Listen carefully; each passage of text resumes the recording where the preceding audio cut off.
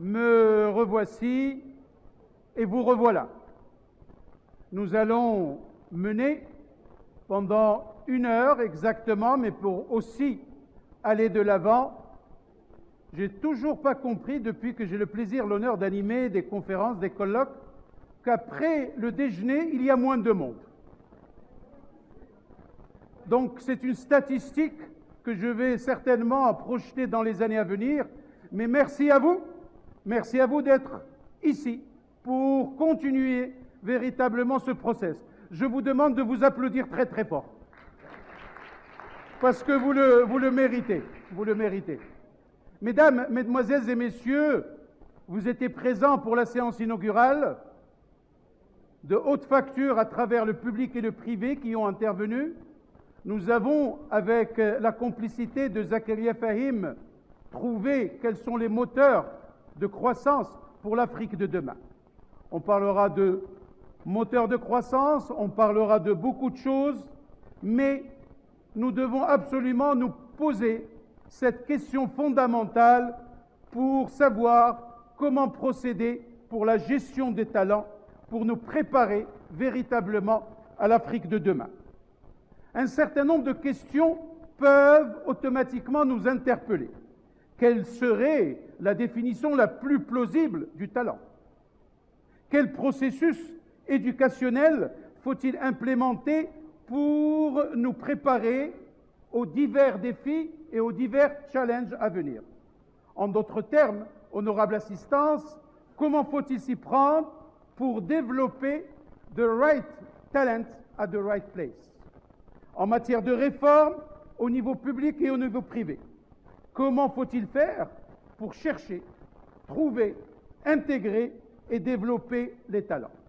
Pour mener à bien cette première plénière de ce 22e colloque AGEF, richesse humaine, sur cette thématique très très importante, quelle dynamique, avec S en plus, d'accord? Ça veut dire qu'on devra trouver énormément d'orientation, énormément de pistes de réflexion pour en faire les actes de ce colloque.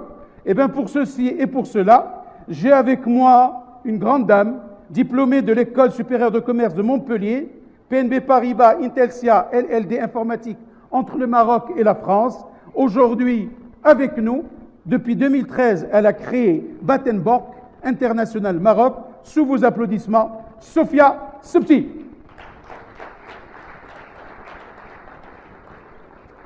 Vous savez qu'en applaudissant fort, on réchauffe. Et quand on réchauffe, on se met dans l'ambiance. Voilà, on ne perd rien absolument. Voilà, magnifique, tout le monde avec des sourires et ça me rend la vie encore plus heureuse. On baigne tous dans le bonheur. D'accord? Mesdames, Mesdemoiselles et Messieurs, il est professeur-chercheur à l'EM Lyon et non moins directeur associé du cabinet Accuracy Intelligence. C'est un être intelligent, exceptionnel, exclusif. Nous avons avec nous en direct Youssef Lahlou. Il est connu et reconnu. Il s'est levé sans que je lui dise.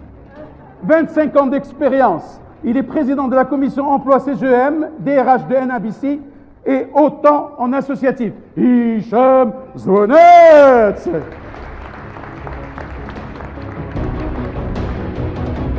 Il est beau, il est unique, il a le sourire angélique. Younes Sekri, administrateur, directeur général de l'école Pont Business School Afrique, double fonction académique, ancien député, entrepreneur chevronné. Marhaba bik Seyous. Khatimatou Amisk, il est au Maroc, c'est l'Africain du Marocain de l'Africain. J'appelle Alioune Gay, président du groupe Challenge. Merci. Super. Voilà, ils sont tous là. Nous allons ensemble travailler pendant, j'ai dit, 1 heure. Le format que nous avons préconisé dans la préparation est le suivant. Je vais véritablement aller très rapidement pour gagner le temps, parce qu'on a cumulé du retard. On a à peu près 1 heure de retard pour essayer de finir vers 19h, pas pour ma séance, mais pour 19h, pour que vous fassiez beau et belle pour le dîner des galas de ce soir. D'accord? Alors, nous allons commencer et rentrer dans le vif du sujet pour essayer de travailler cette gestion des talents. Youssef Lahlou, parce que je ne vais pas cesser de vous appeler Younes, d'accord? quand on a préparé cette plénière, nous avons parlé de 3 mots-clés. Compétitivité en matière de talent. Et la question qui se pose, sommes-nous à la traîne en Afrique, à ce niveau-là? Et vous allez aussi nous faire réfléchir et faire un focus important sur l'éducation et son importance pour le processus éducationnel, mais aussi trouver la gestion des talents. Youssef Lahlou, à vous. On a dit 10 minutes chacun pour essayer de travailler comme il se doit, pour laisser la parole à l'audience. On vous écoute. Ça marche, merci beaucoup. Pour répondre à la première partie de votre question, qui concerne donc la compétitivité du continent en matière de développement des talents. Un peu plus fort, Régis, s'il vous plaît. Merci. Il faudrait il y a un indice de référence qui a été établi par l'INSEAD.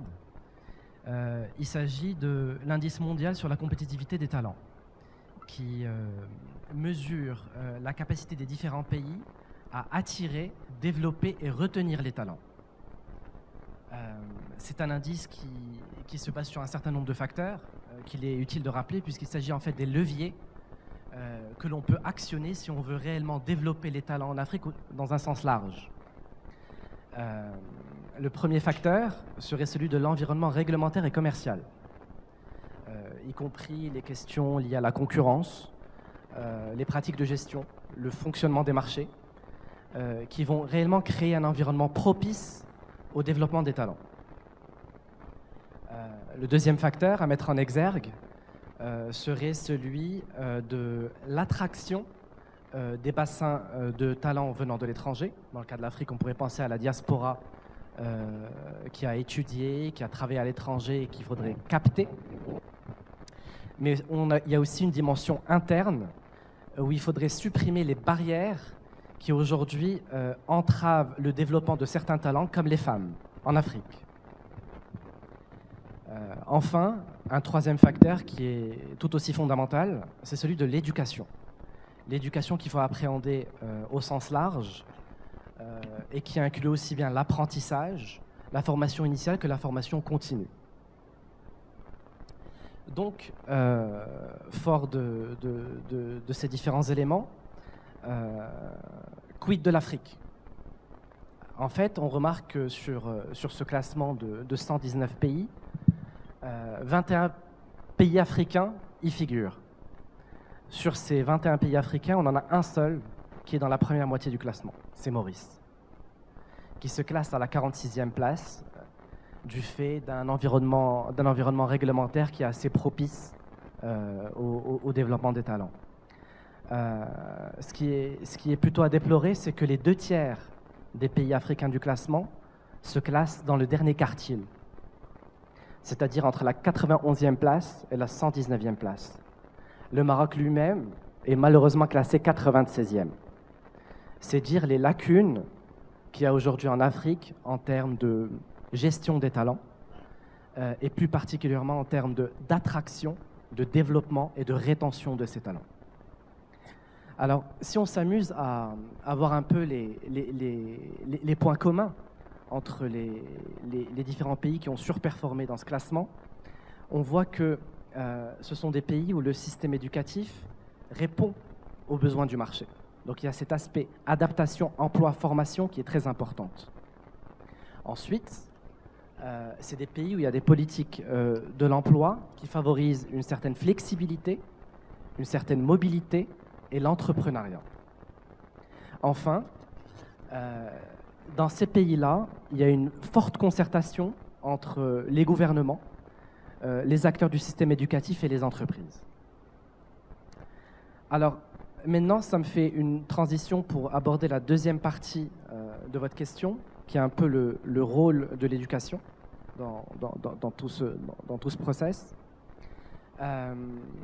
Je pense que les systèmes éducatifs ont un rôle crucial, et je dirais même une responsabilité, dans la construction et dans le développement des talents dont l'Afrique a besoin.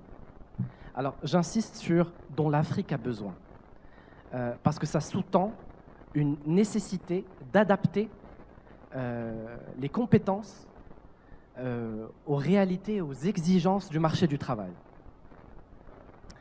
Vous savez que le WEF publie depuis plusieurs années un rapport sur la compétitivité globale des différents pays, et que l'un des éléments les plus problématiques pour faire du business en Afrique, tel que remonté par les entreprises, c'est justement cette inadéquation entre la formation et les emplois.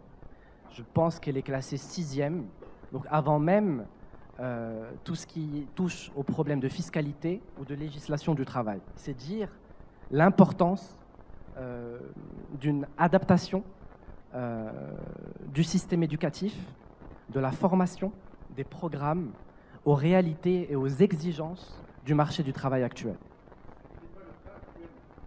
Ce qui n'est pas le cas actuellement, puisqu'on est classé dans le dernier quartile de ce classement de référence pour les 2/3 des pays africains qui y sont référencés.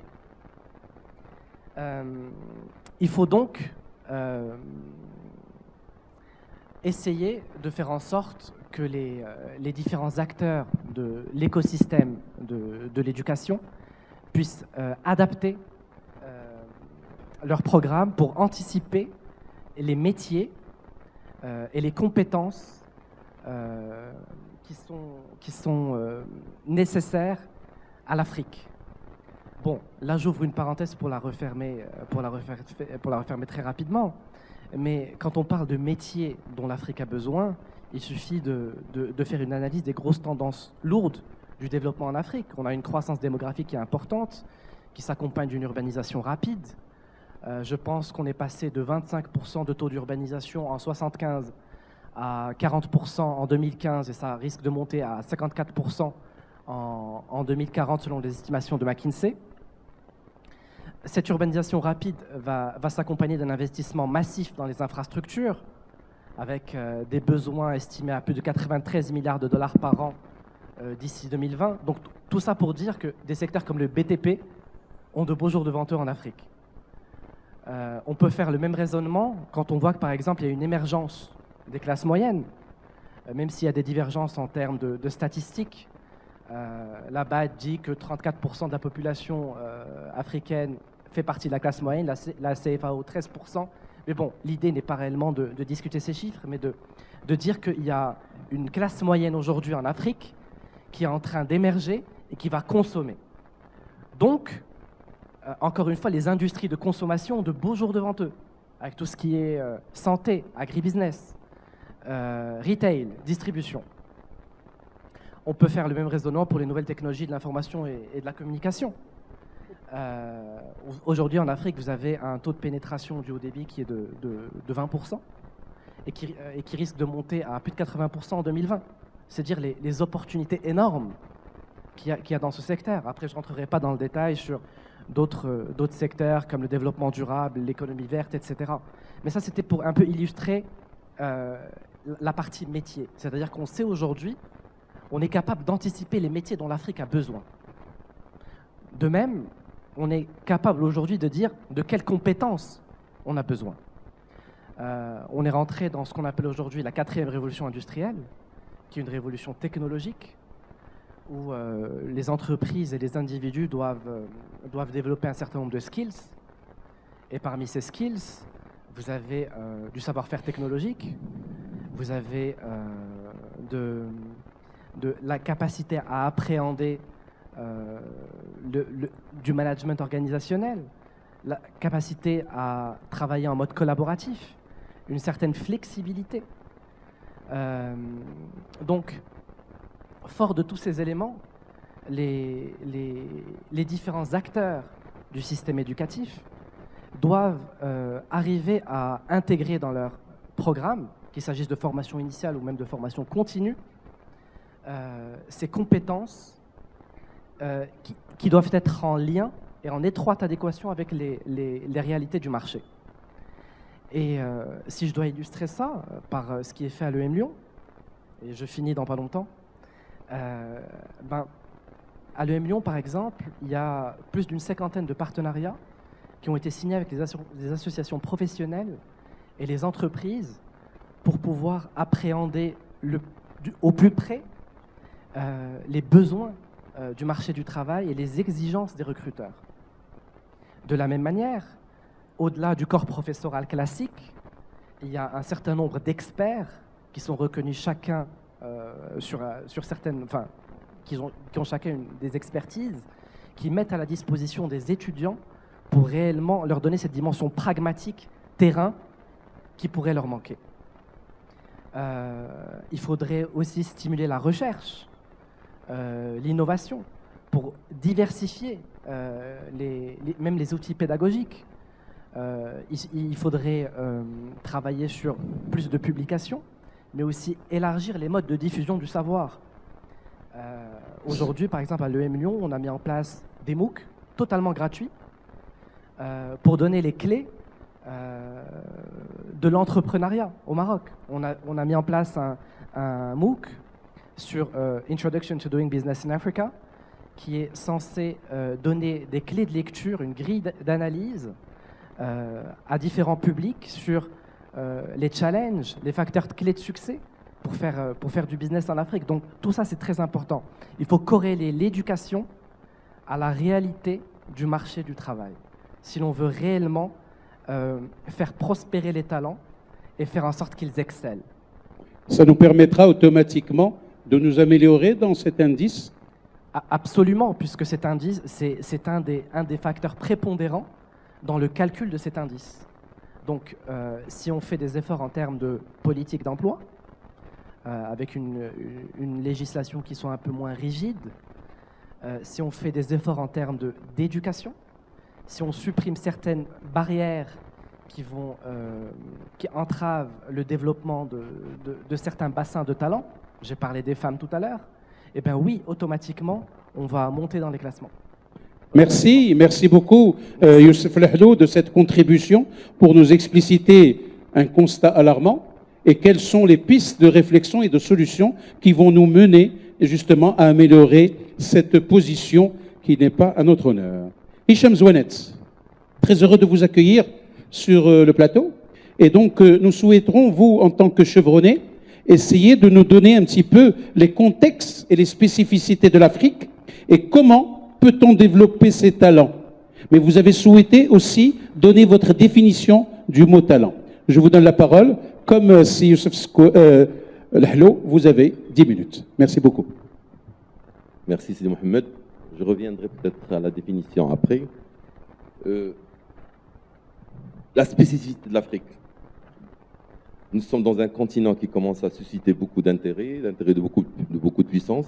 Il n'y a qu'à voir ce que fait la Chine, il n'y a qu'à voir le rapprochement avec les États-Unis, il n'y a qu'à voir l'Europe qui veut faire un comeback pour voir qu'on suscite beaucoup d'intérêt et pour deux raisons simples. Bon, un pays qui regorge de ressources naturelles, qui vont demain après-demain nourrir le monde, la Chine aussi, et un continent qui regorge de ressources humaines.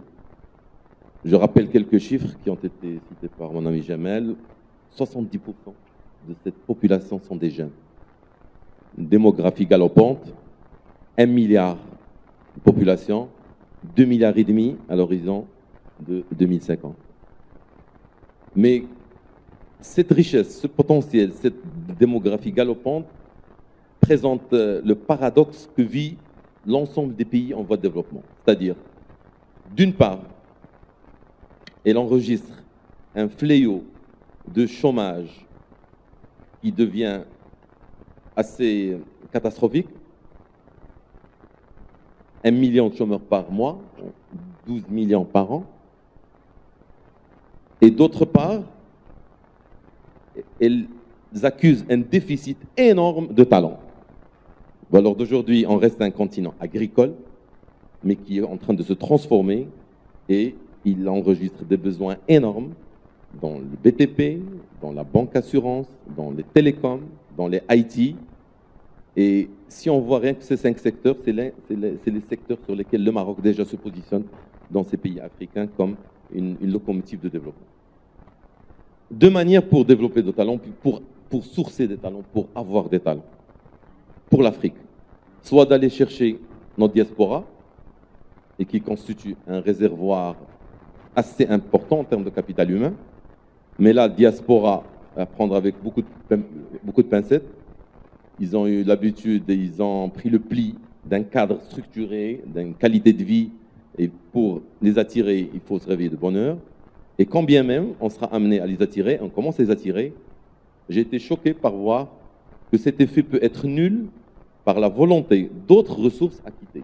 Je rappelle l'enquête de Recrute cette année qui a encore mentionné, qui a été reliée par beaucoup d'organes de presse, qui a montré que 9 cadres sur 10 souhaitent quitter le Maroc. C'est juste alarmant. C'est riche quand on peut les retrouver rapidement après quelques années, mais c'est assez risqué quand on risque de les perdre. Alors, on ne peut pas imaginer donc soit diaspora, soit aller les développer en interne via chaque entreprise, et on rentrera dans les détails des méthodes pour le développement. Mais avant de parler des méthodes, je voudrais qu'on soit assez vigilant en termes d'utilisation des méthodes. Nous sommes un continent pluriel, avec des spécificités diverses, riches. Si on doit juste les agréger, on peut imaginer qu'il y a 4 groupements. Il y a l'Afrique du Nord, qu'on peine à parachever son intégration. Il y a l'Afrique de l'Est, avec des pays qui sont en train de faire des révolutions, tels que le Rwanda, la Tanzanie, le Kenya. Vous avez l'Afrique de l'Ouest, qui ont réussi les COAS, c'est-à-dire le CEDEAO, et qu'on aimerait bien avoir notre place dans cette forme d'intégration compte tenu du mal que vit l'humain en termes d'intégration. Et puis vous avez l'Afrique du Sud, avec les pays satellites qu'elle gère en écosystème, tels que le Botswana, le Swaziland, la Namibie, et on peut même mettre le Madagascar et l'île Maurice compte tenu de leur proximité. Chaque groupement est une spécificité, et au sein de chaque groupement, vous allez trouver, si je prends l'Afrique du Nord, le Maroc est une singularité à tout point de vue. D'abord, son tissu économique est composé, 9 entreprises sur 10 sont des PME, TPE. La création d'emplois au Maroc, 9 salariés sur 10 sont créés par le privé. Contrairement à des pays très similaires de la région. Je prends la Tunisie, je prends l'Algérie, je prends l'Égypte, je prends la Jordanie. La création de l'emploi par le public s'élève entre 40 et 45%. Lorsque le Maroc, elle est à moins que 8%. 92% de la création d'emplois est par le privé. Et ceci met encore la pression et la responsabilité sur le privé pour aller sourcer et développer ses talents pour le pays plus que dans les autres pays. Alors, maintenant, avant de développer ces talents, il faut d'abord les attirer. Et pour les attirer, je ne vous dis pas que vos meilleurs ambassadeurs sont vos salariés, vos pires ennemis sont les stagiaires, que vous n'avez pas pris le temps et le soin de bien les encadrer. Et bien sûr, développer une attractivité n'est pas une affaire de quelques slides, ni de quelques outils de marque employeur. C'est un travail de longue haleine, il te faut 4 à 5 ans pour développer une marque employeur et à partir de là, aller commencer à développer.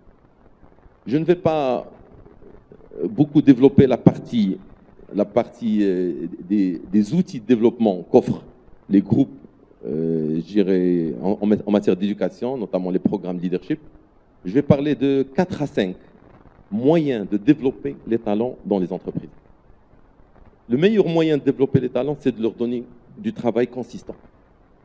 Dans le FMCG au Maroc, j'ai eu la chance de travailler dans des groupes où il y a certaines personnes qui travaillent sur des marques qui coûtent 1 milliard de dirhams. Je rappelle, il y a des marques Danone, des marques Coca, des marques P&G, des marques Unilever. Parmi toutes ces boîtes-là, il y a des marques phares qui coûtent en termes de budget entre 500 millions de dirhams et 1 milliard. Le meilleur moyen, c'est d'avoir une rotation sur ces marques-là, aussi bien en termes d'innovation, en termes de marketing, en termes de trade, en termes de commercial.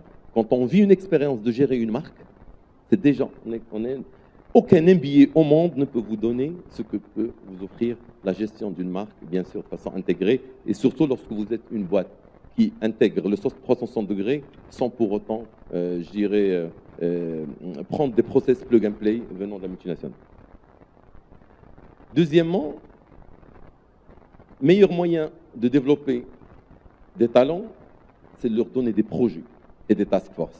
La vie d'une entreprise est faite de projets et la gestion de projet offre la possibilité d'assesser et d'évaluer des talents, aussi bien en termes de gestion d'interface, aussi bien en termes de gestion de stress, aussi bien en termes de délivrables, etc. Donc, deuxième driver et levier, la gestion des projets et bien sûr gestion des task forces.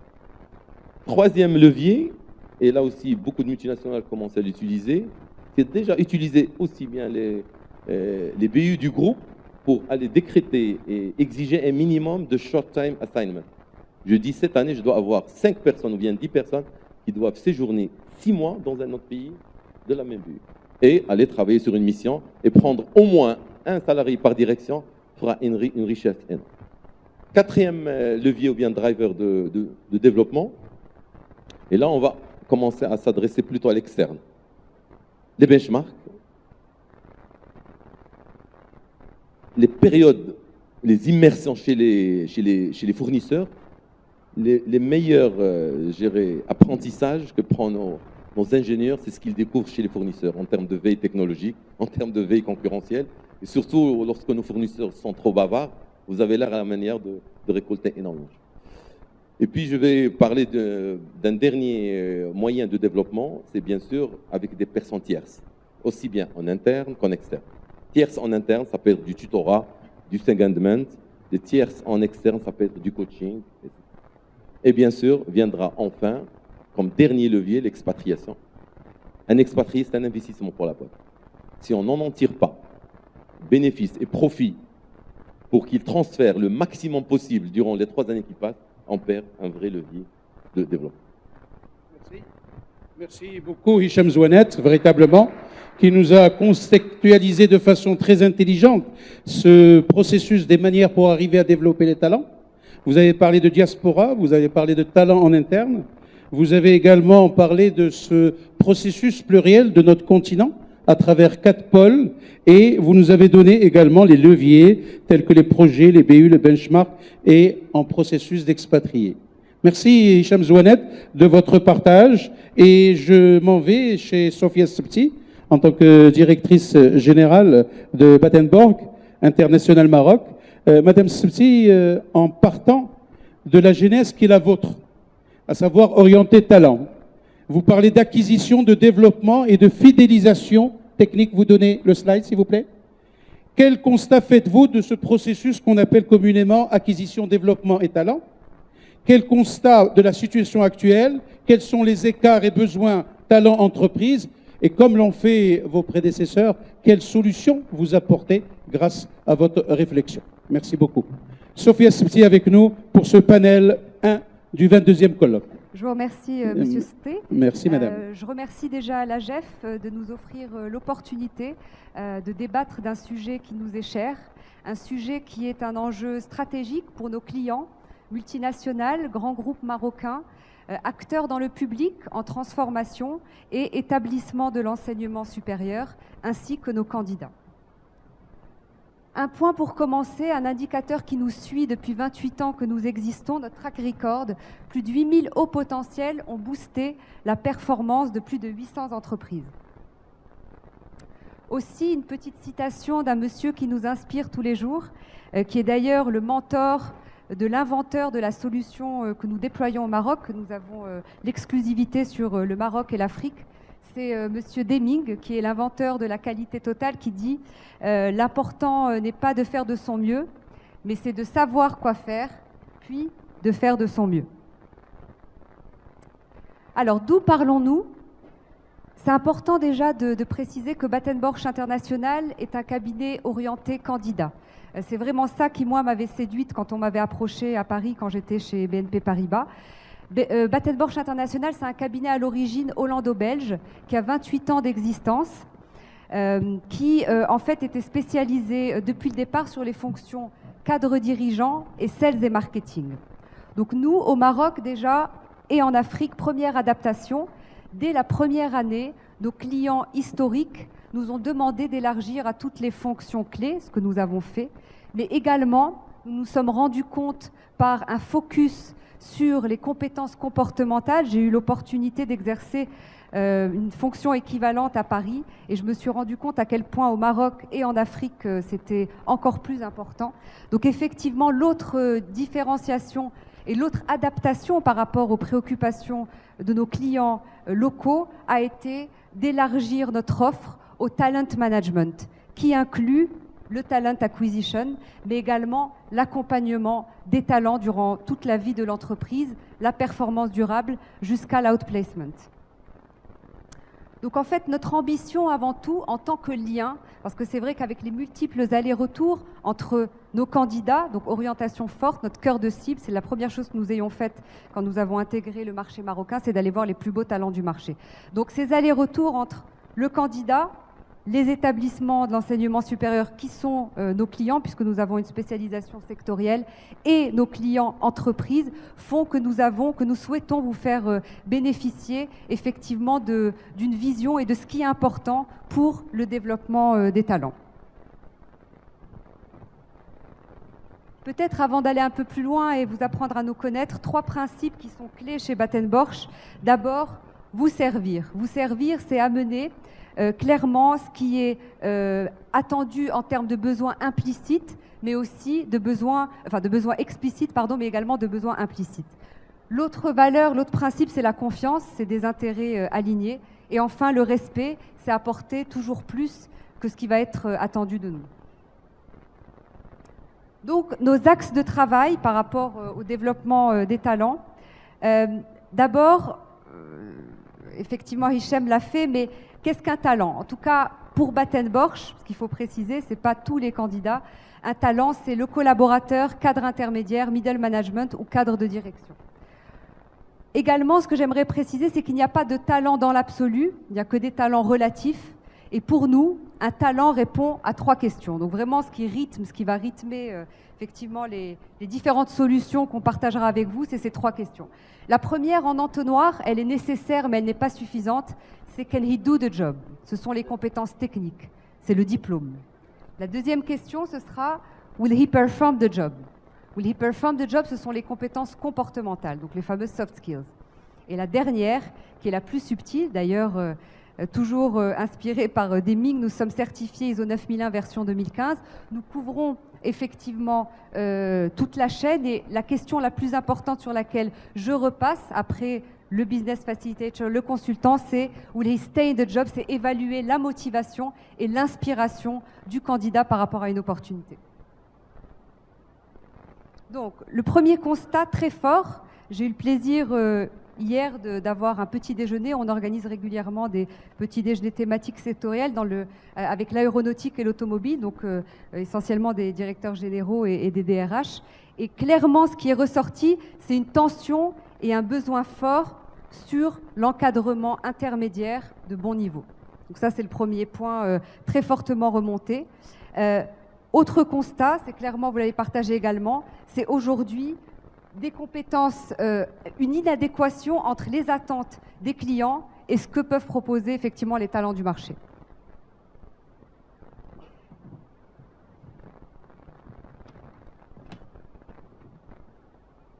Donc ce qu'on a cherché, ce n'est pas un outil, c'est vraiment une approche systémique qui puisse créer une cohérence entre les 3 parties, les candidats, l'entreprise, les établissements d'enseignement supérieur. Et cette solution, c'est une approche systémique qui s'appelle Print et qui couvre effectivement toute cette chaîne. Donc, d'abord, effectivement, l'acquisition. Donc là, pour travailler effectivement le développement des talents, ça commence par le sourcing. C'est mettre le candidat au bon endroit. Donc nous avons des points d'attention sur toute la chaîne, effectivement. Deuxième étape où nous intervenons, c'est par rapport à la partie développement. Donc là, nous proposons des programmes d'onboarding aux entreprises, également de leadership, avec un suivi effectivement extrêmement précis des compétences comportementales de nos candidats. Le développement des talents, c'est bien mesurer effectivement les aspirations des entreprises qui se jouent beaucoup sur effectivement le leadership pour relever des défis opérationnels. Par rapport aux talents, effectivement, ce qui ressort le plus, c'est le besoin de se réaliser, de s'accomplir, d'apprendre, de progresser, de concilier aussi aujourd'hui la vie personnelle et professionnelle. Voilà. Donc, pardonnez-moi, oui, effectivement, un autre point très important, c'est que Print est enseigné, je donne l'exemple de Bobson College, dans des cours de management pour sensibiliser déjà les candidats à l'importance du leadership et à l'importance des compétences comportementales. Donc pour conclure, ce que je dirais, c'est qu'effectivement, il existe des solutions macro entre les entreprises, l'État, le système éducatif via différents dispositifs. Nous n'entrons pas dans ce cadre-là. Nous nous positionnons plutôt comme le colibri, si je dois prendre une analogie qui m'est chère de Michel Onfray. Donc effectivement, dans un environnement incontrôlable, on fait au mieux avec ce qu'on a. Est-ce que nous avons un cas d'école que vous pouvez expliciter à notre honorable audience par rapport à cette trilogie acquisition, fidélisation et développement? Est-ce qu'on a des exemples concrets que l'on puisse un petit peu mieux expliciter, Madame Subti, par rapport oui, bien sûr. En fait, quand nous avons commencé notre activité, effectivement, en 2013, on était plus positionné sur le recrutement. En fait, dès le départ, le recrutement pour nous était positionné comme un moyen et non pas comme une fin. C'est-à-dire, on recrute un candidat. Déjà, on est positionné, on est reconnu par nos talents comme choisissant nos clients. Ça veut dire quoi choisir ses clients? Ça veut dire vraiment s'assurer qu'il y a un vrai parcours collaborateur qui est offert au candidat et qu'effectivement, le candidat va pouvoir bonifier son parcours. Donc, par rapport effectivement déjà à l'acquisition, plusieurs clients se sont rendus compte que l'accompagnement qu'on offrait une fois qu'on recrute un candidat permettait aux collaborateurs de performer, d'être épanouis et d'atteindre ses objectifs la première année. Donc très vite, en 2014, plusieurs clients nous ont dit « Est-ce que vous ne pouvez pas proposer l'équivalent à des collaborateurs en interne, par exemple pour des promotions internes, quand il y a une prise de poste ?» Et effectivement, c'est là où on s'est dit il faut renforcer ce dispositif. Donc déjà, on l'a fait avec nos méthodes habituelles. Donc dans le cadre de promotion interne, plusieurs clients nous appellent. On essaie de bien comprendre quelles sont les attentes du poste. On évalue le candidat en interne pour ce poste, puis on l'accompagne pendant 1 an. Aussi, peut-être pour compléter ma réponse, c'est vrai qu'on s'est rendu compte chez la plupart de nos clients qui ont des budgets importants que souvent il y avait beaucoup d'outils pour accompagner les candidats, pour développer le talent, mais des outils, on va dire, éparses. Et effectivement, on s'est dit que ce qui ferait la différence, c'est un système, une approche inclusive qui puisse accompagner le talent tout au long de sa carrière. Parce que c'est vrai que quand on parle de développement des talents, souvent avec les établissements d'enseignement supérieur, on peut se poser la question du début. Bien sûr, il y a la formation continue, mais très clairement, le développement du talent se vit tout au long de la carrière du talent. Donc ça, c'est pour la partie développement. Après, pour la partie fidélisation, Hichem l'a dit, vous disiez que les stagiaires pouvaient casser l'image d'une entreprise. Effectivement, les personnes qui partent doivent garder aussi une bonne image. On a une offre d'outplacement, donc d'accompagnement aussi du talent qui va quitter, qui doit continuer à se développer, qui doit continuer à se poser les bonnes questions. Mais je dirais par rapport en termes de solutions, le point le plus important à garder à l'esprit, c'est les compétences comportementales, mais également les aspirations. Et c'est vrai que ce qu'offre Print en plus, c'est un éclairage sur l'orientation du candidat, ce qui lui va le mieux. Je partage quand même une stat intéressante. 9 personnes sur 10 au Maroc sont désengagées au travail. Merci beaucoup, Madame Subti. Très, très heureux et merci d'avoir enrichi ce panel par cet apport fidélisation, accompagnement. Alioune Gueye, vous êtes le président du groupe Challenge Afrique. Nous allons vous interpeller par rapport à tout ce qui a été dit par les panélistes, mais aussi quelle est votre réflexion et comment peut-on développer les talents pour l'Afrique de demain, s'il vous plaît. Merci beaucoup. C'est bon. Merci pour l'invitation déjà. Je pense que ce qui a été dit a été bien dit et clairement indiqué. Peut-être juste, je crois, remettre des éléments de contexte parce que je crois que notre continent, et je crois que c'est le titre du forum, traverse aujourd'hui une phase importante, irréversible de transformation structurelle de son économie.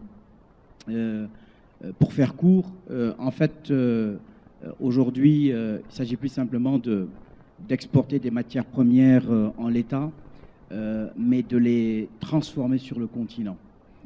Bien entendu, par rapport je dirais au talent ou au manque de talent que nous vivons sur le continent, ça amène de nouvelles problématiques, de nouvelles préoccupations, parce qu'on se rend compte, et on fera la différence là, entre l'Afrique plutôt francophone et anglophone, qui vivent des difficultés différentes. On se rend bien compte que l'école ne prépare pas suffisamment. Je crois que c'est le point de départ. L'école ne prépare pas suffisamment au talent dont nous avons besoin pour accompagner cette transformation structurelle du continent. Transformer, ça passe par l'innovation.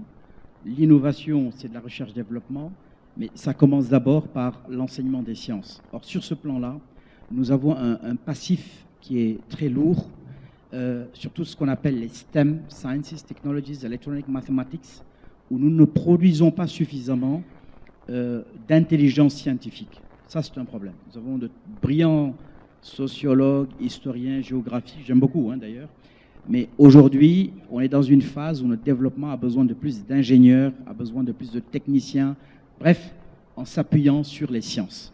Ça, c'est un premier, je crois que c'est un premier sujet. Le deuxième sujet, c'est que l'école, disais-je, ne prépare pas suffisamment à aborder cette mutation, pas simplement sur le continent, mais même à un autre niveau, parce que nous avons, vous en parliez tout à l'heure à l'instant, on a une école qui est encore dans une logique de la répétition, de la mémorisation. Or, tous les métiers du futur, on le sait, qu'il s'agisse d'intelligence artificielle, de big data, de nanotechnologie, de ce que vous voulez, commandent que l'on insiste davantage sur la créativité, sur le travail en équipe, on vient d'en parler à l'instant, sur une domestication, une appropriation des sciences. Et sur ce plan-là, effectivement, nous ne sommes pas prêts. Et on se désole que, bien trop souvent encore, beaucoup de nos universités, sans que ce soit péjoratif, restent quasiment des garderies pour adultes et qui produisent finalement beaucoup sur le plan qualité, c'est pas péjoratif, mais du déchet qu'aucune entreprise aujourd'hui, entre guillemets, ne peut recruter parce qu'elle ne sait rien faire de ses 10 doigts. Ça, c'est un point parce qu'il y a un très grand écart entre les compétences dont ont besoin les entreprises aujourd'hui et, je pense, ce que l'on offre sur le marché des différentes structures éducatives. Donc je pense que là, il y a vraiment un problème qui ne concerne pas que l'éducation, les RH, etc. C'est vraiment un problème de société de fond. Il faut un vrai contrat social entre les différentes parties prenantes pour justement réinventer l'école de demain, égalitaire, qui donne ses chances à tous. Quelqu'un a évoqué Maurice il y a 1 mois et demi ou 2 mois, j'ai rencontré la présidente de Maurice qui disait que le succès de Maurice, c'est l'éducation de base de qualité, gratuite, et la santé gratuite. Comptez le reste, sur le reste, comptez sur les talents, ils émergeront d'eux-mêmes. Et la preuve, hier, nous attribuions le premier prix Hub Africa, donc aux startups que nous avons sélectionnés sur tout le continent. Et celui qui a gagné le prix, un jeune gamin de 19 ans, Badara Mbeng, expliquait son parcours en disant que il avait de très mauvaises notes en sciences. On l'a orienté à l'insu de son plein gré dans les disciplines littéraires. Et pourtant, il nous a présenté hier, et c'est lui qui a gagné le prix sur le continent, ce qu'on appelle Mbalit, en Wolof c'est la poubelle, mais une poubelle connectée qui parle, qui permet de sensibiliser déjà au tri sélectif les populations.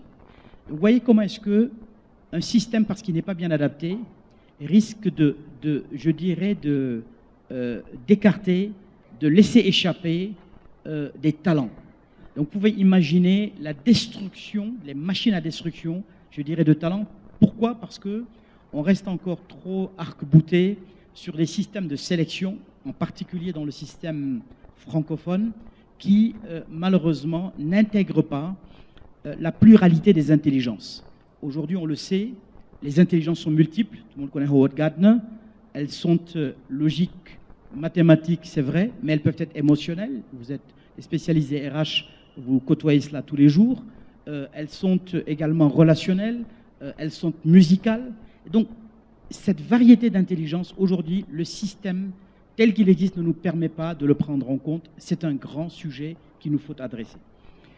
Troisième sujet, c'est la question, je pense, de la formation professionnelle. Là encore, il y a un très très grand passif parce que quand on va dans une école professionnelle, c'est comme si on avait arrêté sa vie. Je crois qu'il y a déjà un problème de branding, de valorisation de la formation professionnelle. Et sur ce plan-là, je pense qu'on a un très très grand déficit qui fait que trouver un... Je vous donne un exemple, juste une anecdote très simple. Il y a 6 mois, j'étais en Malaisie et la première chose, avant l'eau, la première chose qu'on demande dans un hôtel, c'est d'avoir le Wi-Fi. Bref, il y avait un problème de Wi-Fi, j'appelle un technicien. En termes de délai de réaction extrêmement rapide, le bonhomme arrive en tenue, etc.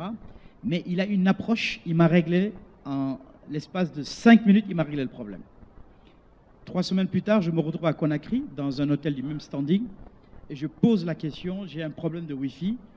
La personne monte, mais la façon dont il a abordé le sujet, tout de suite, vous voyez qu'il est de bonne volonté, il a toute la bonne volonté du monde, mais vous sentez qu'il y a un problème de process. Il n'a pas été formé à agir. Or, ces questions-là, aujourd'hui, ne peuvent pas être adressées par des tâcherons qui bricolent. Et je crois que c'est sur ce plan-là que nous avons, je dirais, de très, très grands manquements.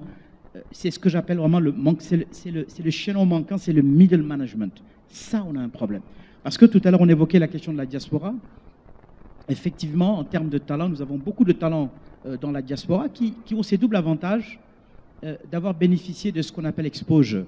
Ils ont vécu dans des environnements un peu plus développés économiquement, ont vécu autre chose et donc peuvent créer des déclics de retour dans leur pays quand ils savent avoir l'intelligence situationnelle, mais également l'humilité. C'est également d'être attentif au retour. On ne peut pas avoir, quand on a un Congolais de la diaspora, qu'on a vécu à Bruxelles, à Londres ou à Atlanta, avoir, je dirais, les mêmes qualités de vie, les mêmes standards quand on va dans son pays. Donc sur ce plan-là, il est aussi important, et c'est ça être intelligent, c'est composer, c'est être agile avec la situation réelle sur le terrain. Donc sur ce plan-là, je pense que également, ça peut fournir un déclic intéressant parce qu'on a là des talents intéressants qu'il nous faut mieux organiser, mieux structurer, mieux capitaliser.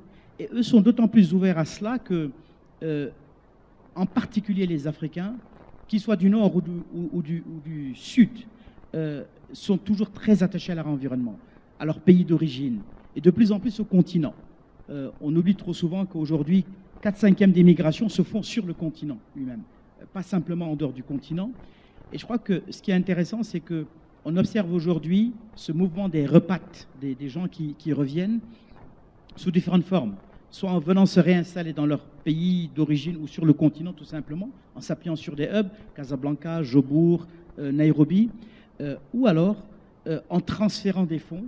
Et aujourd'hui, il y a ce souci justement d'accompagner davantage le développement à travers je dirais des fonds, pour appeler des fonds de la diaspora, qui commencent petit à petit à se structurer, afin que ces transferts d'économie ne soient plus simplement des transferts je dirais, de consommation immédiate, mais qu'ils s'insèrent dans des circuits d'investissement qui accompagnent la transformation du continent dont nous parlions à l'instant. Alors ce qui est intéressant, c'est qu'il y a quand même aujourd'hui des lueurs, parce que vous avez un ensemble d'individualités, ça commence toujours comme ça, qui mettent en place des institutions justement pour embrasser les réalités actuelles et mieux dessiner ce qui se profile à l'horizon. Quand vous prenez par exemple, vous connaissez peut-être une structure qui s'appelle AIMS. AIMS, en fait, a été créé par un mathématicien brillant qui considère qu'il faut aujourd'hui une masse critique de mathématiciens pour accompagner la transformation de notre continent. Et donc, c'est une structure d'excellence qui est basée, le siège est à Kigali, au Rwanda, mais qui est répartie sur tout le continent et où, bien entendu, les pédagogies ont été revisitées pour intégrer tout ce qu'on disait au préalable, afin qu'on ne soit pas, je dirais, dans l'habituel, ce que l'on fait, et qui ne répond pas. On a parlé de l'inadéquation entre les formations aujourd'hui offertes et ce que demandent les entreprises. Je crois que sur ce plan-là, il y a des lueurs. tout le monde connaît également l'African Leadership University à Jobourg, qui aujourd'hui se déploie et présente également à Maurice, qui produisent des talents, justement, qui ont été présélectionnés, et qui sont accompagnés, et qui aujourd'hui bénéficient de tout ce qui se fait de mieux en matière de pédagogie au niveau mondial. C'est quand même des structures world class. Je pense qu'également, autre quatrième point sur cette question, c'est la formation, parce qu'elle me semble centrale, c'est la formation des fonctionnaires. Parce que finalement, c'est quand même eux qui dessinent les lignes du futur à travers, en prenant des décisions, sur des décisions qui nous interpellent tous, stratégiques, dans les domaines de l'agriculture, de la santé, etc. Et sur ce plan, je pense qu'effectivement, la pédagogie, en termes de formation, mérite d'être regardée. Moi, je suis très frappé en visitant un institut qui s'appelle CST, Civil Service College, à Singapour, où on forme les fonctionnaires. Et on est frappé que dans les cursus, vous ne voyez que team building, leadership, bref, delivery. Donc, ce sont aujourd'hui les sujets dont nous avons besoin sur le continent. Et on parlait de l'importance et le rôle que jouait le privé dans la création des emplois, c'est évident. Mais pour orienter, eh bien, ces politiques, ces décisions politiques, il faut que ces fonctionnaires, ceux qui ont les fonctions régaliennes, soient des vis-à-vis intelligents au même niveau que le privé dont ils orientent les décisions d'investissement et du futur. Et sur ce plan-là, je pense que nous avons beaucoup de progrès à faire parce qu'on sent qu'il y a un très très grand écart de ce point de vue. Enfin, je terminerai sur cela, je crois que mon budget temps commence à se terminer. Vous parlez tout à l'heure de la CEDEAO. Aujourd'hui, on voit que sur le continent, puisque c'est notre centre d'intérêt, les échanges intra sont insuffisants. Même la CEDEAO dont on parlait, en réalité, c'est la structure, c'est l'organisation régionale africaine qui est la mieux structurée, la mieux intégrée, mais qui reste encore une zone relativement extravertie, avec quasiment simplement 13% des échanges qui se font à l'intérieur de la communauté. Donc là, il y a beaucoup de choses à faire. Mais en réalité, c'est pourquoi? C'est parce que c'est le fait également qu'il n'y a pas suffisamment de liens, pour beaucoup de raisons, de contraintes qui se posent, mais dont une me semble importante, et je pense que c'est une proposition, je crois, qui mérite qu'on y réfléchisse, et on s'en rend compte de plus en plus, c'est que on a vu sur le continent européen à quel point un dispositif du type Erasmus a permis d'abord de consolider, de cimenter ce sentiment européen, mais en même temps de développer des liens qui sont les prémices des échanges de biens futurs. Faire du business, ça repose d'abord sur la confiance du vis-à-vis que j'ai en face de moi. Et quand on a développé des relations dans les écoles de commerce, dans les universités, eh bien, ce sont des liens sur lesquels demain on s'appuie pour pouvoir ensuite développer le commerce, développer les investissements. Et sur ce plan-là, je pense que c'est un point important. C'est une proposition que nous faisions hier également. Il nous faut quasiment un Afripoulos. Discopoulos, tout le monde sait, c'est un élève, mais il faut un Afripoulos sur le continent dans lequel des étudiants marocains passeraient un semestre ou un trimestre à Nairobi, à Jobourg, à Abuja, à Dakar, Bamako, et inversement, le Maroc reçoit chaque année quasiment plus de 10 000 étudiants d'Afrique subsaharienne, et je pense que ce doit aller dans les deux sens, parce que je crois que c'est ça qui sera le point de départ, je dirais, d'une bonne compréhension et de l'intelligence culturelle, multiculturelle dont on a besoin pour pouvoir développer demain les échanges. Et là, on se rendra compte que, en réalité, beaucoup de ces talents, on a vu à travers nos chers collègues du panel que des outils existent pour développer des talents. Mais je suis convaincu que beaucoup de talents, en réalité, ne demandent qu'à être révélés. Et c'est les situations qui révèlent les talents. Et c'est en cela que je pense qu'il nous faut créer le cadre, il nous faut créer l'écosystème qui permettra justement de révéler ces talents. Merci, merci beaucoup. Merci à Alioune Gueye de cette contribution. Réinventer l'école, travailler et mettre en valeur les sciences, travailler en le fond et la forme, la formation en général et la formation professionnelle sont là quelques éléments qui résume un petit peu votre intervention. Monsieur Younes Khoury, nous allons vous interpeller pour votre double casquette, celle d'académicien, mais également de député. Et si vous le permettez, si la question du développement des talents incombe sur le moyen et long terme aux États, quel type de réformes sont nécessaires et avec quel acteur sera la première question que je vous pose, Sis Khoury. Merci beaucoup. Merci, merci Si Mohamed. Merci à Si Zakaria et aux organisateurs pour cet excellent événement. En fait, on se rend compte à travers les panels que la question mérite d'être posée de plusieurs façons. Donc, nous avons assisté jusque-là effectivement à une approche entreprise, organisation, on va dire micro, qui fait effectivement que l'on s'intéresse à la question des talents, du développement des talents, la question RH en général, au niveau effectivement d'une structure qui va déployer un certain nombre de moyens pour retenir des talents, pour les développer, les fidéliser ou autres. Bon, des modèles ont toujours été là depuis les années 50. Le marché du travail avant avait ce luxe où les employés, les talents restaient généralement longtemps au sein de la même structure, ce qui rendait ces process faisables, et il était communément admis dans le marché du travail en général, vis-à-vis de la concurrence, que effectivement les entreprises pouvaient développer des plans de succession, etc. Or, aujourd'hui, de plus en plus, nous assistons effectivement à de l'incertitude qui se traduit sur les chiffres, qui se traduit sur les organigrammes, qui se traduit sur les coupes budgétaires et qui se traduit sur même ceux qui vont faire en sorte que les talents puissent être développés.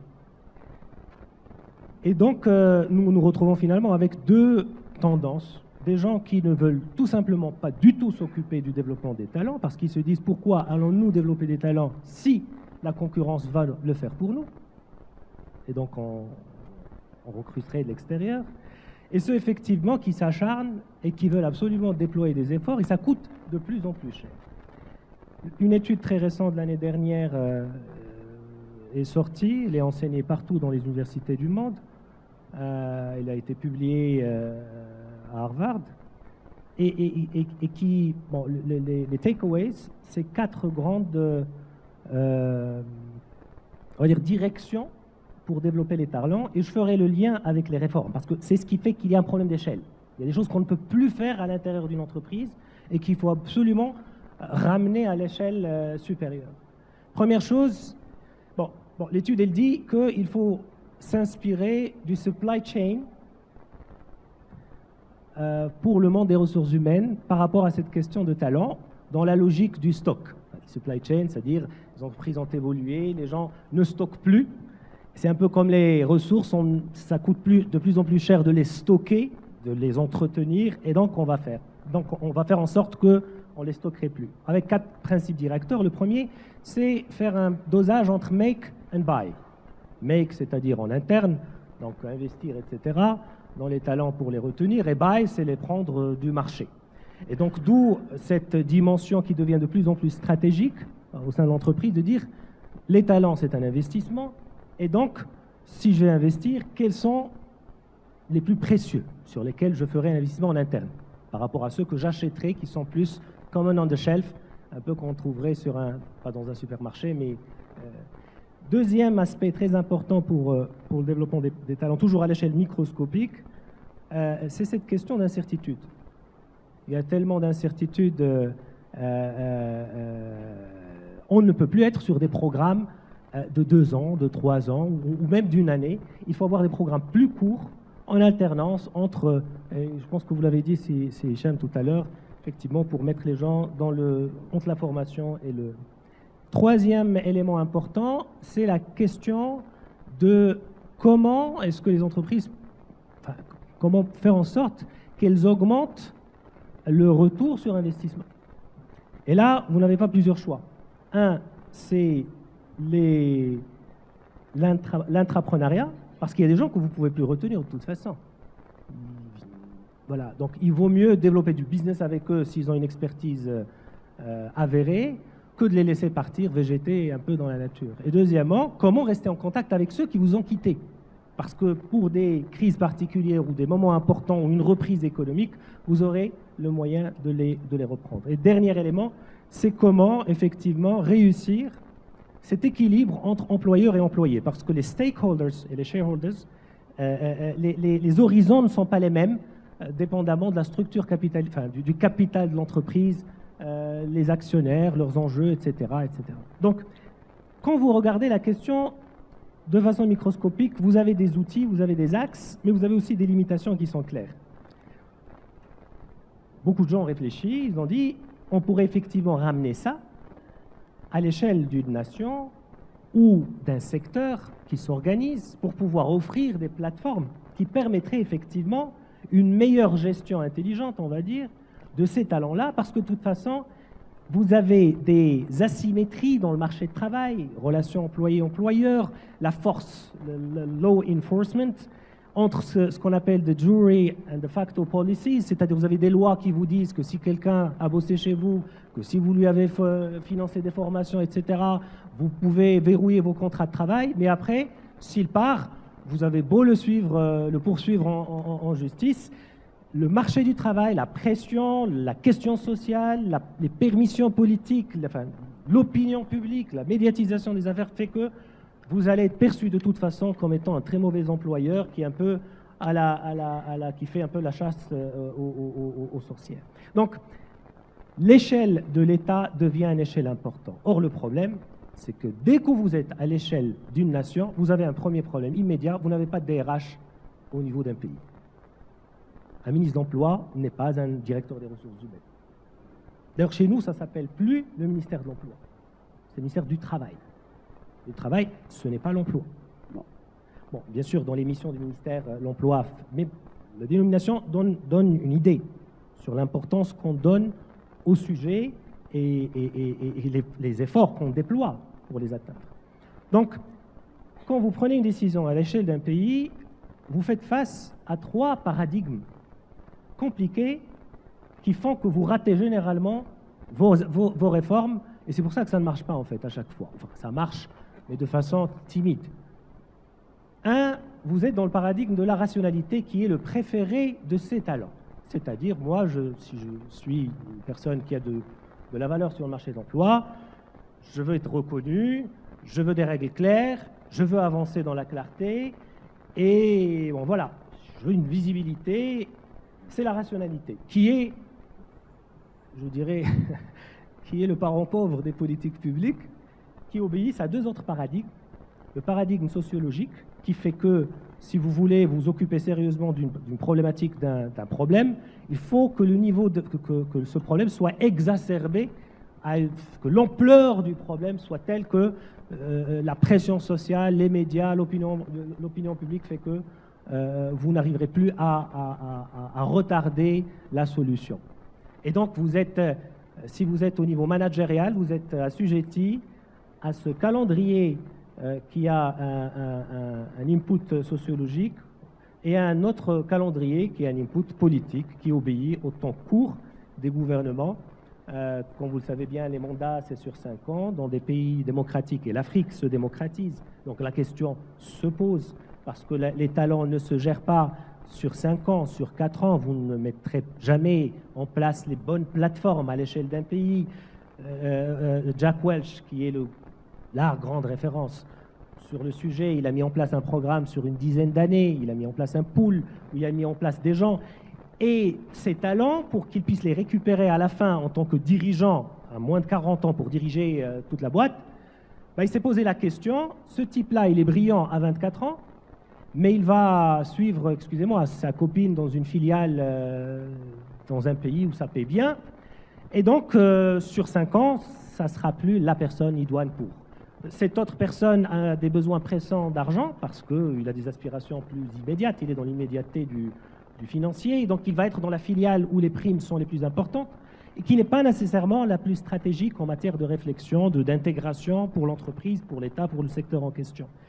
Et donc, il doit y avoir à un certain moment quelqu'un qui ne se met pas en équation par rapport aux forces du marché, entre guillemets, de la carrière, entre l'ego, entre les aspirations, les ambitions, et qui doit mettre en place une approche volontariste à une échelle qui doit être respectable, critique, hein, pour pouvoir effectivement permettre à des personnes qui ont la bonne, je dirais, la bonne graine, qui sont de la bonne graine, de pouvoir s'investir sans avoir cette peur de l'insécurité, parce que le stratégique est très insécure. Les métiers rapportent, si vous êtes expert, l'expertise vous rapporte de l'argent, mais le general management, la stratégie, les grandes questions, soit vous êtes à la tête d'une grande structure, soit peut-être vous êtes au chômage. Donc, et quand vous êtes au chômage, c'est compliqué. Donc, la question, quand elle se pose à l'échelle d'une nation, à l'échelle d'un gouvernement, à l'échelle d'un secteur qui s'organise, nous manquons aujourd'hui de vision, nous manquons de politique volontariste, et je vais vous le dire, ma profonde conviction, c'est qu'elles n'arriveront jamais, elles ne seront jamais le produit d'une réflexion émanant des institutions gouvernementales qui sont trop occupées dans le temps court à gérer, à faire le pompier, à gérer des urgences. Les pays structurés sont les pays où il y a des think tanks, où il y a des universités, où il y a des organisations professionnelles qui préparent des solutions, même si elles ne sont pas parfaites, mais des solutions qui sont faisables, des solutions qui obéissent, pas des solutions académiques au sens puriste du terme. Et quand le président des États-Unis prend le pouvoir, c'est 30 000 personnes qui changent autour, dans l'administration américaine. Ces 30 000, ils les recrutent où? Ils étaient dans les think tanks, ils étaient dans les universités, mais ce n'étaient pas des théoriciens. C'était des personnes qui ont travaillé sur des doctrines, sur des façons de faire, des façons de voir, et c'est comme ça que des notes qui commencent à des dizaines de pages remontent jusqu'à ce qu'elles deviennent une page, une demi-page, et qui donnent lieu à un fil conducteur, à une vision, à une façon de faire les choses, qui après se décline effectivement à travers des experts. Merci beaucoup. Merci. Merci à mes chers panélistes de cette contribution.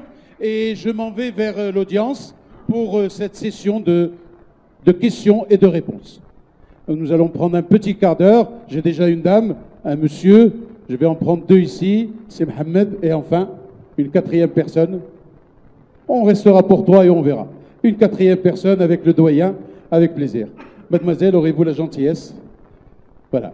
Nom, prénom, fonction et surtout votre numéro de compte bancaire. D'accord? Bonjour à tous. À toutes, ouais. Maya Mazroui, consultante au sein du cabinet Michael Page, spécialisée dans les fonctions ressources humaines. Micro, s'il vous plaît. Pour oui, vous m'entendez bien là, c'est bon? Super. Super, parfait. Juste revenir un petit peu sur la diaspora marocaine qu'a évoqué M. Hichem Zouanet. Aujourd'hui, le Maroc attire la diaspora marocaine. Maintenant, comment pensez-vous que les entreprises puissent les attirer d'un point de vue rémunération? Quand je prends par exemple l'exemple du SMIC français et du SMIC marocain, qui est 4 ou 5 fois supérieur, avec un coût de la vie au Maroc qui est quand même suffisamment élevé. Une question qui suscite l'intérêt. Je sens que quand vous parlez rémunération, il y a toujours du mouvement. Ensuite, la diaspora marocaine, donc, est-ce que vous pensez que son intégration est suffisamment anticipée, mesurée et gérée?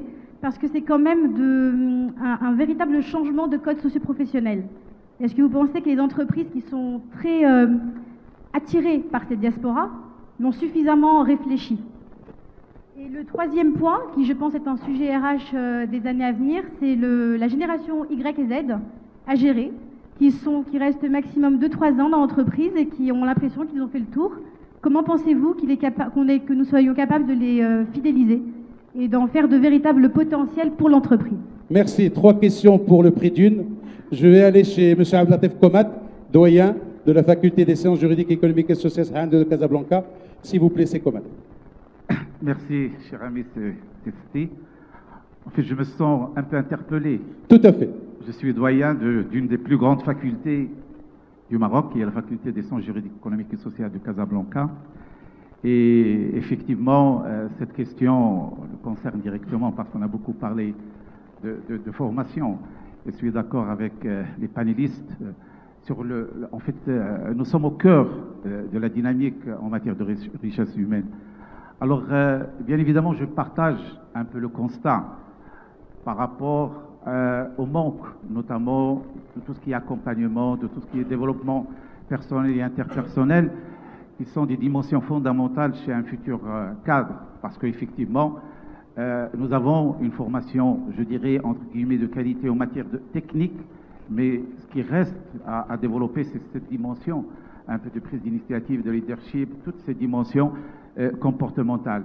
Alors, en fait, ma question par rapport aux panélistes, c'est que nous avons quand même des niches d'excellence que nous développons, mais nous les développons grâce à l'appui des professionnels. Nous avons des masters, nous avons des doctorats qui ont des taux d'insertion très élevés, et l'idée, c'est d'essayer d'amener davantage les professionnels à considérer cette problématique comme la leur. Parce qu'on a beaucoup évoqué d'autres expériences d'autres pays, et les pays dans lesquels cette dynamique réussit, ce sont les pays dans lesquels l'entreprise considère la formation comme l'une de ses responsabilités.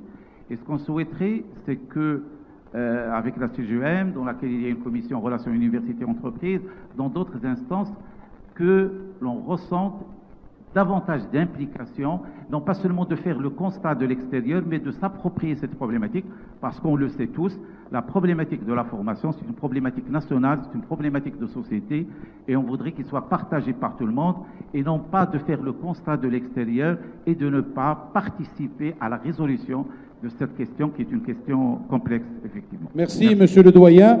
Donc, réinventons l'école ensemble. C'est un petit peu dans ce process. Président, votre question. Merci d'abord pour la qualité du panel. Et ma question est plutôt, je sais qu'il y a des gens qui travaillent sur l'Afrique. J'aimerais savoir, est-ce qu'il y a un talent TTT en Afrique, un talent tout-terrain? Parce que ce qu'on demande aux talents en Afrique, on ne le demande pas ailleurs. Donc, est-ce qu'on a ces profils qui existent aujourd'hui, qui n'ont pas envie de partir de l'Afrique, mais qui ont envie de travailler l'Afrique? De quel profil on parle? Merci, merci Président. Donc maintenant, on a accepté le 3 fois T. Hein? Et la quatrième et dernière question, c'est bon, c'est Mohamed Abdelhak, passe-président de l'AGEF. Très bien, Mohamed Abdelhak, passe-président de l'AGEF. En fait, c'est Younes qui m'a interpellé, j'irai en évoquant cette relation entre le politique et l'économique. Et tout le monde sait aujourd'hui que le temps politique est très très lent par rapport au temps économique. Donc, en fait, je crois que Sa Majesté le Roi a prouvé que le politique peut aujourd'hui anticiper sur l'économique. Il y a provocation d'un déclic aujourd'hui avec cette ouverture sur l'Afrique. Et que nous sommes aujourd'hui en train de chercher les moyens pour concrétiser et aller rapidement. La problématique aujourd'hui, c'est de trouver au niveau des talents qui vont aujourd'hui animer ce développement de l'Afrique.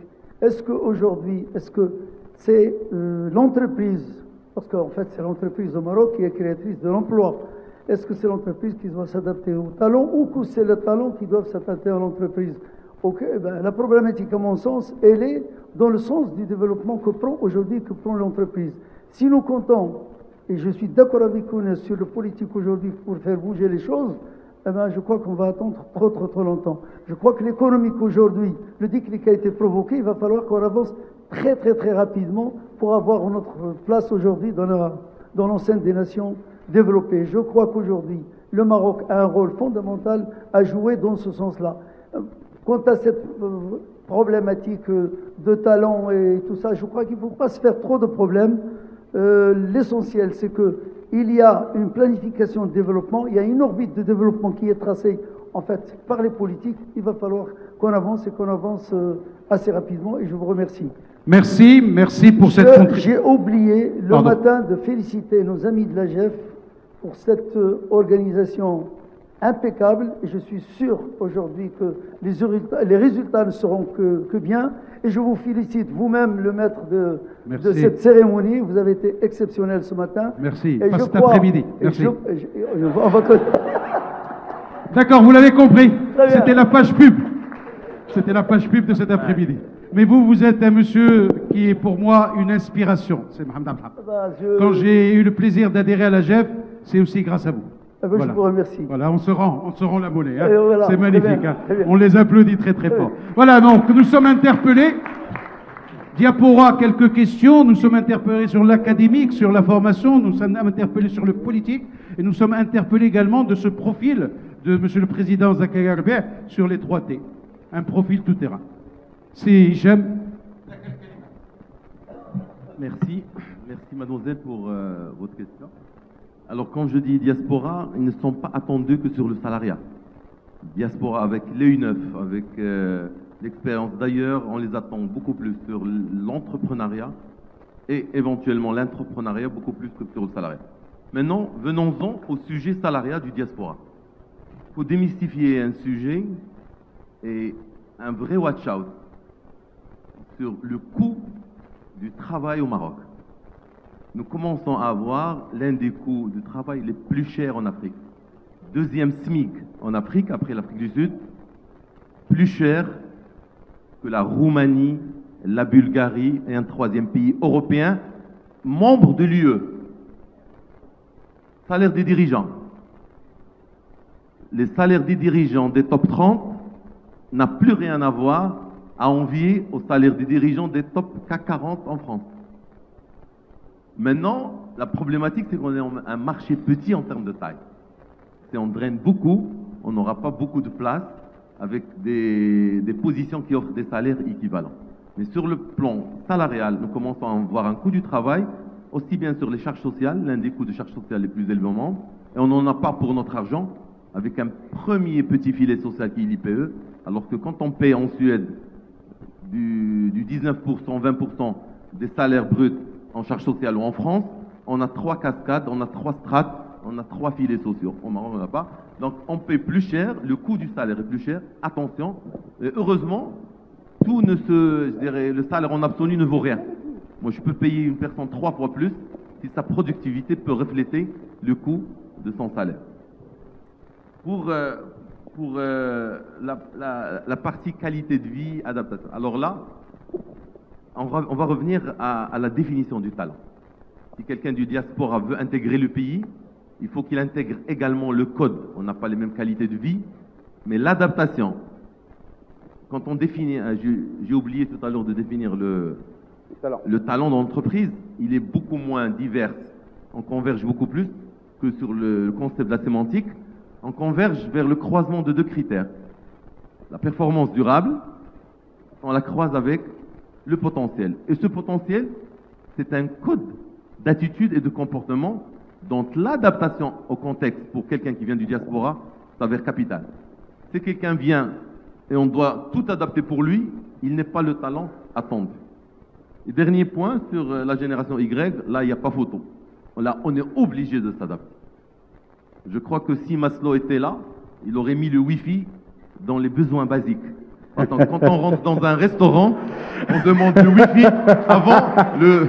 Pas mal celle-là. Complément d'enseignement, Madame Septi. Moi, je répondrai sur la fidélisation de la génération Y et Z et sur le talent tout-terrain africain. J'ai été interpellée depuis que nous sommes au Maroc de voir à quel point des talents, et souvent les plus diplômés, sont désengagés au travail, se posent des questions, manquent de motivation et envisagent des réorientations, soit dans l'entrepreneuriat, soit dans des choix effectivement de carrière. Donc par rapport à la fidélisation de cette génération, très clairement, là où il faut l'éclairer, c'est qu'elle apprenne à se connaître. Alors bien évidemment, l'entreprise et des acteurs comme nous ont une responsabilité là-dessus, d'où encore des solutions comme Print qui permettent de se connaître, de connaître son profil, de connaître quelle est l'orientation la plus pertinente pour un profil comme nous pour être épanoui. Parce qu'on est convaincu qu'il ne peut pas y avoir de performance sans épanouissement. Donc ça c'est clair, anticiper les besoins, apprendre à cette génération à se connaître, l'encourager à ne pas hésiter de changer de voie si elle n'est pas assez motivée pour performer et pour s'accomplir. Pour le talent tout-terrain africain, pour avoir eu l'opportunité de recruter des patrons au Cameroun, en Côte d'Ivoire, au Sénégal, que ce soit dans l'industrie ou que ce soit dans les services financiers, très clairement, je suis absolument convaincue qu'il n'y a pas de talent tout-terrain. En fait, ce qui s'applique au Maroc s'applique à tout autre pays africain avec ses particularités et également à toute entreprise. Chaque entreprise a une culture, une ADN qu'il faut d'abord comprendre. Nous, clairement, avant de recruter pour un client, on va toujours rencontrer tout le circuit de décision, bien comprendre la culture de l'entreprise, bien comprendre la raison d'être du poste, avant de prendre un mandat et de bien s'assurer aussi qu'il y a un parcours collaborateur qui est offert à ce futur candidat. Donc très clairement, un talent tout-terrain, je ne pense pas. Chaque problématique est spécifique déjà au Maroc, donc même pour des fonctions, il n'y aurait pas de talent tout-terrain, et également pour l'Afrique, pour chaque pays africain. Merci Madame Sebti. Vous avez été interpellé, Monsieur Lehlou, quand Monsieur le doyen a parlé. Je pense que vous pouvez apporter des éléments de réponse par rapport à tout ce qui est académique, tout ce qui se fait pour réinventer l'école avant de donner à Alioune Gueye, qui est lui mis en valeur. Avez-vous des éléments un petit peu intéressants qui peuvent nous... En fait, j'avais noté dans l'intervention du doyen, je pense, est-ce que c'est le talent qui doit s'adapter à l'entreprise ou est-ce que c'est l'entreprise qui doit s'adapter au talent? C'est M. Mohamed Abdelhak qui avait. D'accord, bon, Voilà. je vais quand même répondre à cette question. Ouais. Je crois que clairement, un talent n'a de sens que si son talent ne s'exprime que par rapport à une fonction. Il n'y a pas de talent dans l'absolu.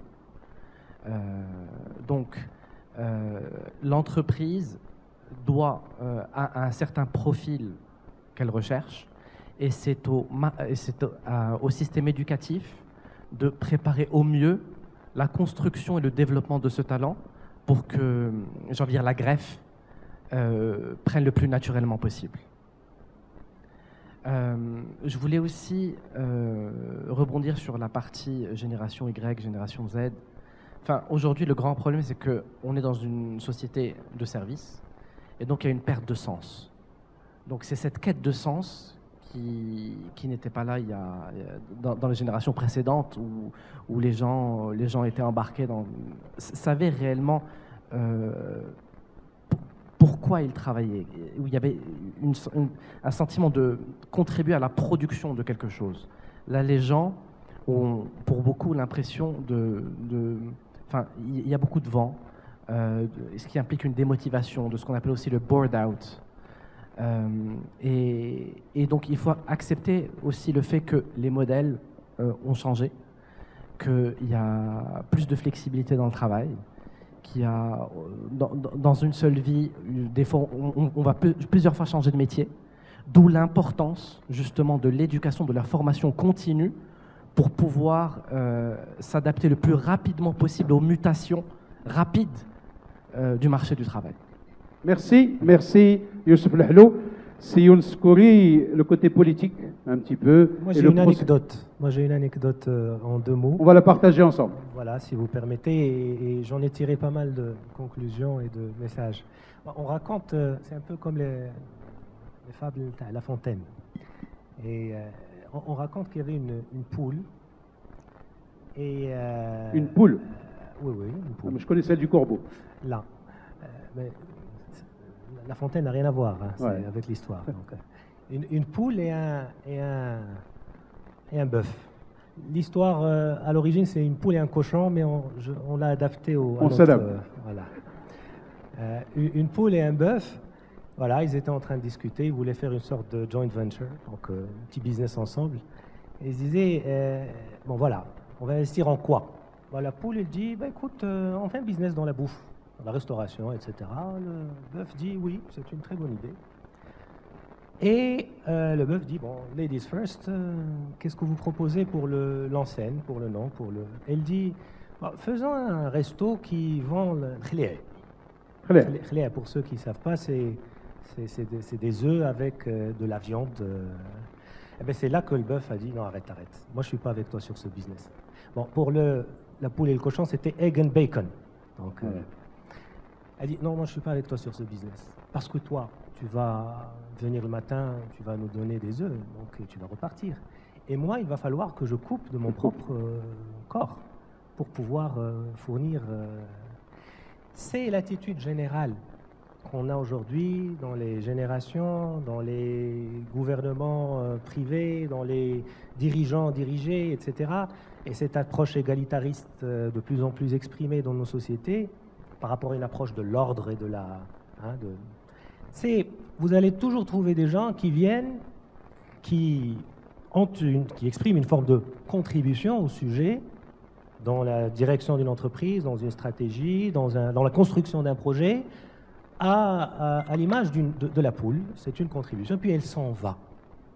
Mais il y aura toujours, à la fin de l'histoire, quelqu'un qui va devoir, une entité, une structure, un niveau donné, qui va supporter directement le poids final pour trouver la solution.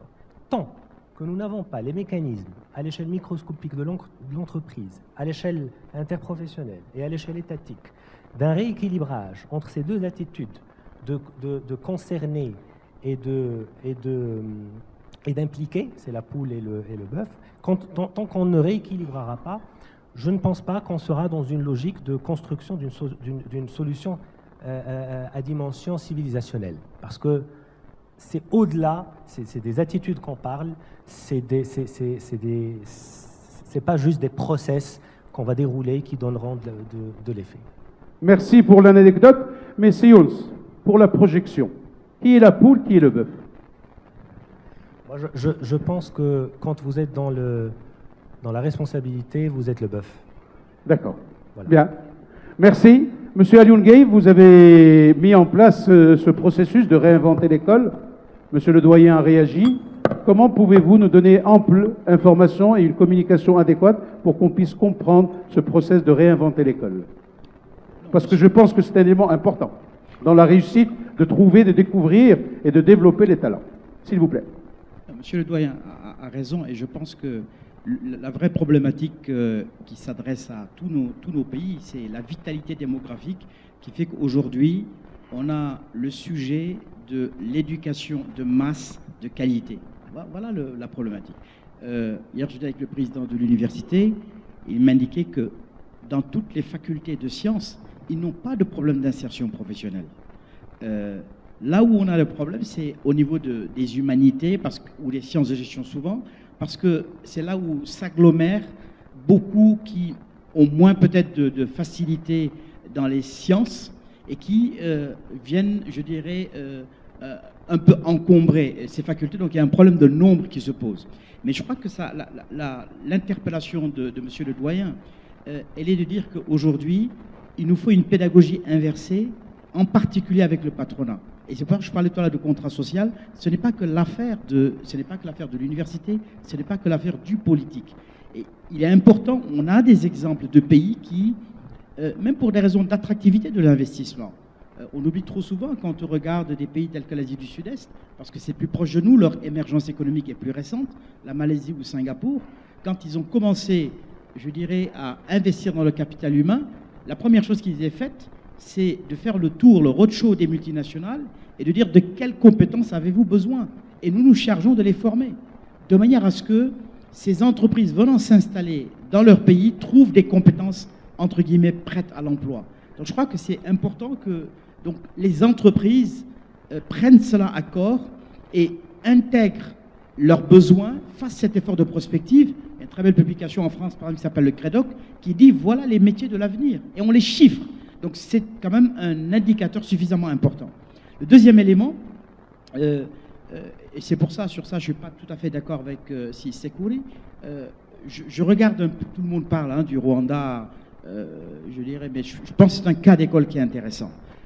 Quand aujourd'hui, on a un gouvernement entrepreneur, c'est lui qui met le cadre et qui dit voilà ce que je veux. La première ressource aujourd'hui du Rwanda, c'est le tourisme. Parce que c'est un pays enclavé, qui a des difficultés.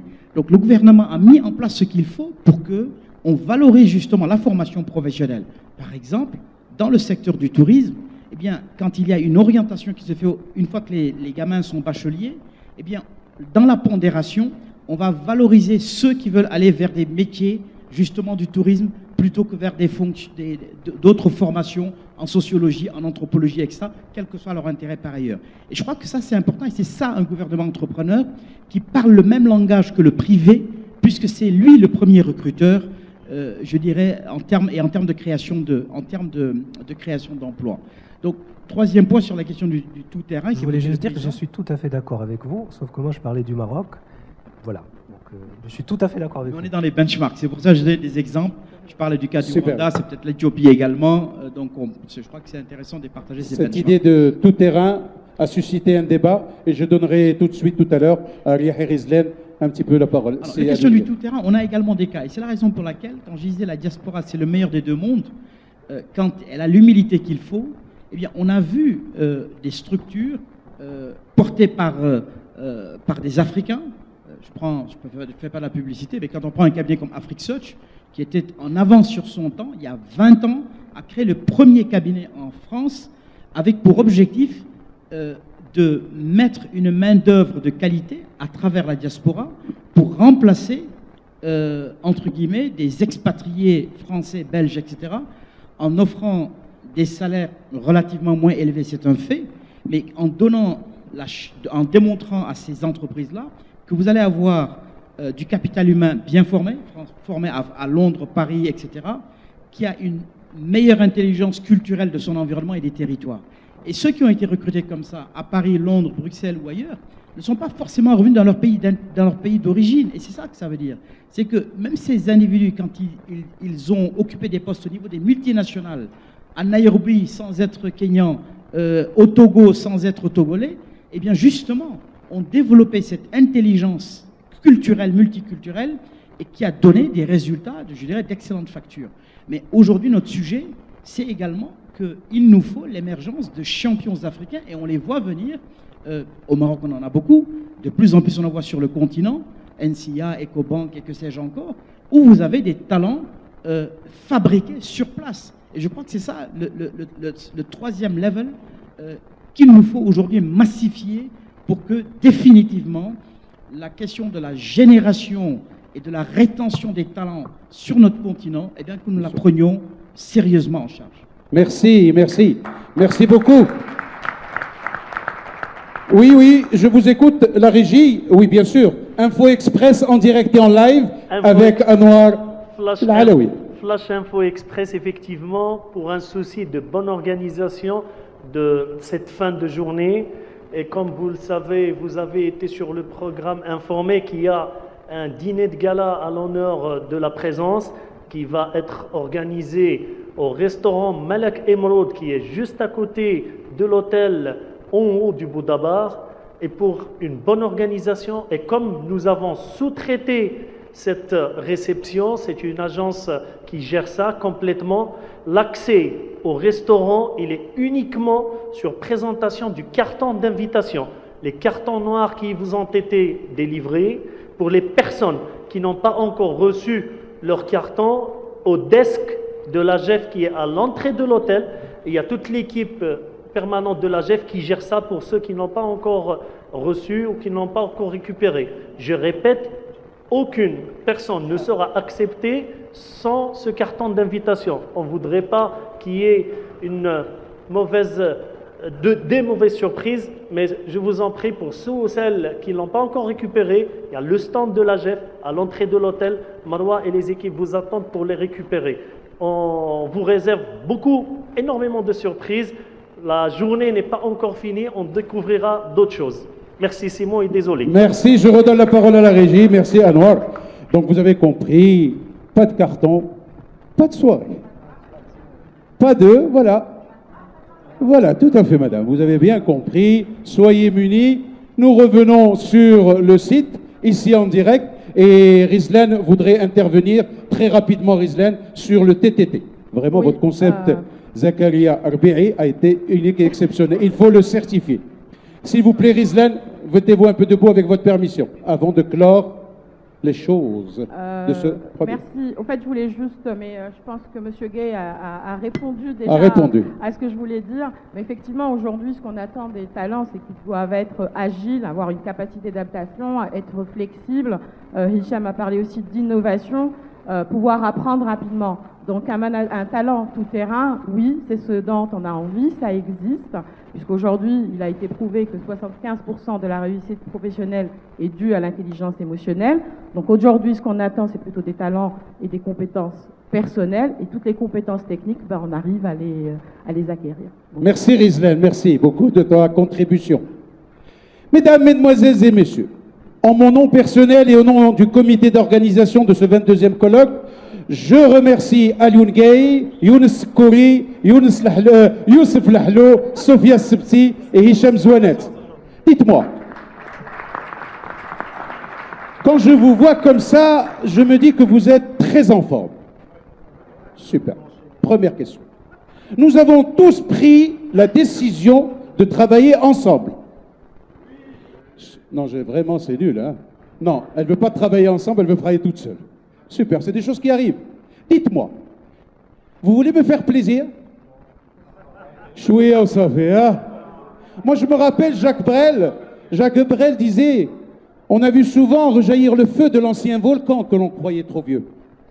Il est, paraît-il, des terres brûlées, donnant plus de blé qu'un meilleur avril. Et je retiens toujours cette question, ne me quitte pas, ne me quitte pas. Je creuserai la terre jusqu'après ma mort pour couvrir votre corps d'or et de lumière, et je ferai de vous des princesses et des princes si vous restez encore avec moi, et je vais vous dire, la prochaine, elle serait sympathique. Parce que si jamais nous prenons une pause, nous allons au moins, quand je vous dis un quart d'heure, vous venez après une demi-heure.